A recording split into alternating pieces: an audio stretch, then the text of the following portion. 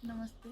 आज मैं आपको थायराइड के बारे में बताऊंगी। थायराइड पुरुषों के बजाय महिलाओं में ये ज़्यादा पाया जाता है। इसका कारण है तनाव, चिंता और ओवरवेट के कारण यह महिलाओं में ज़्यादा पाया जाता है थायराइड। अब मैं आपको 3 योगासन बताऊंगी जिससे आप अपने थायराइड को ठीक कर सकते हैं। सबसे पहले भुजंगासन, धनुरासन और हलासन से आप अपना थायराइड को कंट्रोल कर सकते हैं। सबसे पहले भुजंगासन करके दिखाऊंगी। सबसे पहले आप पेट के सहारे ज़मीन पर सीधा लेट जाएं। हाथों को सीधे आगे की ओर रखें, चेस्ट के सहारे लगभग पैरेलल, और पैरों के बीच लगभग आपके 6 से 12 इंच का गैप हो सकता है। अब इसके बाद आप इनहेल करते हुए अपने कंधों को ऊपर उठाएंगे। कंधों और गर्दन में हल्का खिंचाव महसूस होगा। अपनी कैपेसिटी के अनुसार इस पोजीशन को होल्ड करेंगे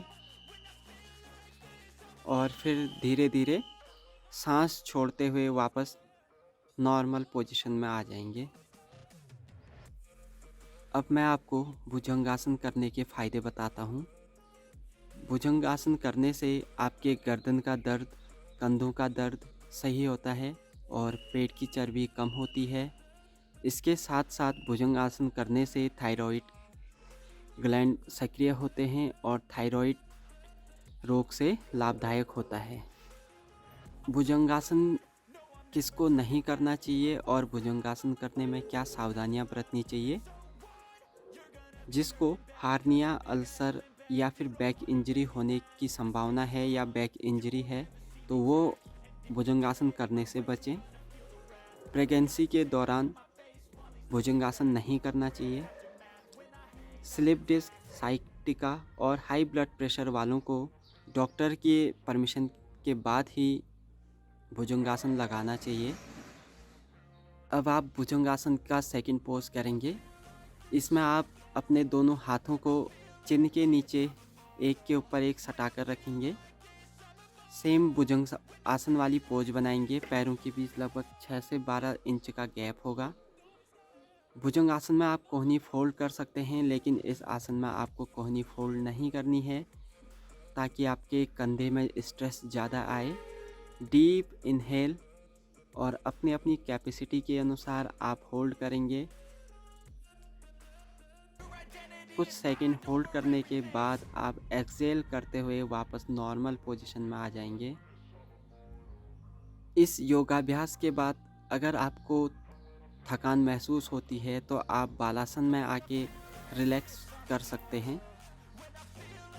ये पोजीशन बालासन की पोजीशन है, तो इसमें सबसे अच्छा रिलैक्स करने का आसन बालासन ही है। अब मैं आपको हलासन करके दिखाऊंगी।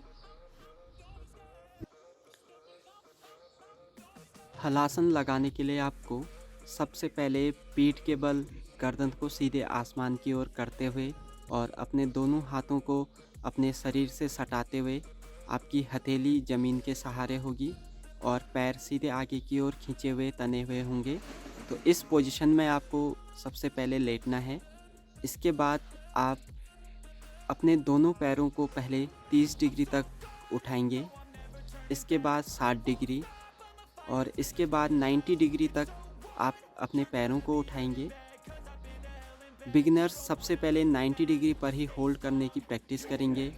बिगिनर्स अर्ध हलासन या फिर 90 डिग्री में ही होल्ड करने की कोशिश करें। इसके बाद आप वापस से नॉर्मल पोजीशन में आ सकते हैं।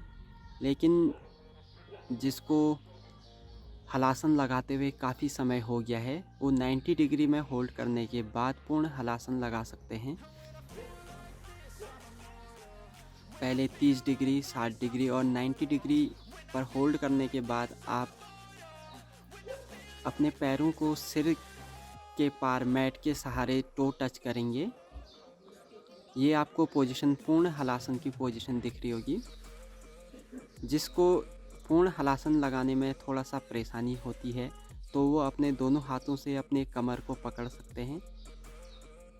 यह योगासन थायराइड ग्लैंड्स को उत्तेजित करता है और थायराइड निर्माण में सहायता प्रदान करता है।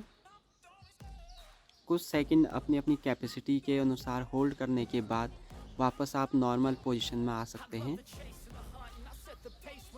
अपने कमर को हाथों से पकड़ते हुए आप इस आसन को वापस नॉर्मल पोजीशन में ला सकते हैं। हलासन योगाभ्यास किसको नहीं करना चाहिए? जिसके गर्दन में दर्द हो या चोट हो या सर्वाइकल की दिक्कत हो, यह योगाभ्यास ना करें। हाई ब्लड प्रेशर या अस्थमा के पेशेंट डॉक्टर की सलाह के बाद ही हलासन लगाएं। अब वापस आप कुछ सेकंड होल्ड करने के बाद अपनी नॉर्मल पोजीशन में आ सकते हैं। अपनी कैपेसिटी के अनुसार आप इस पूर्ण हलासन को होल्ड कर सकते हैं।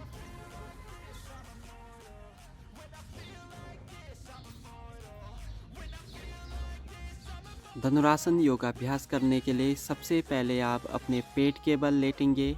आपके दोनों पैरों के बीच लगभग 6 से 12 इंच का गैप होना चाहिए और आपके दोनों हाथ चेस्ट के सहारे पैरेलल होने चाहिए।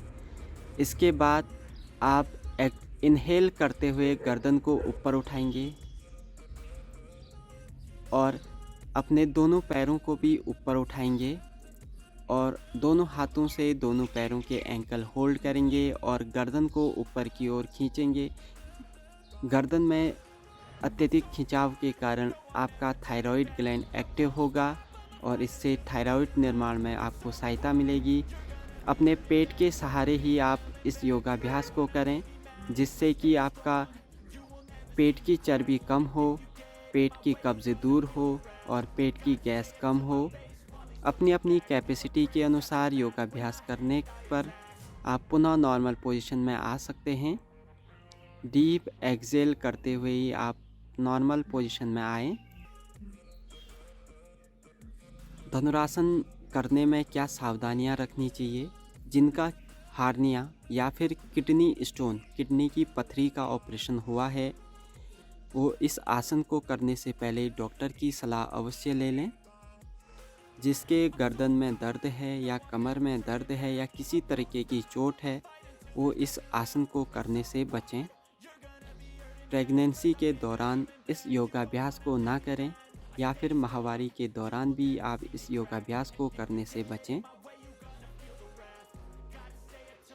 जो मैंने आपको 3 योगासन बताए, भुजंगासन, हलासन और धनुरासन, आप इन तीनों की प्रैक्टिस करें, इससे आपका थायराइड कंट्रोल होगा।